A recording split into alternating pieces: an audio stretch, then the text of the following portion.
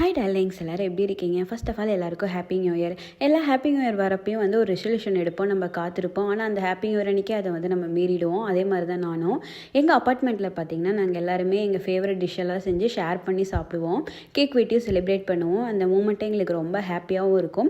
And also special new இயராகவும் எங்களுக்கு இருந்தது.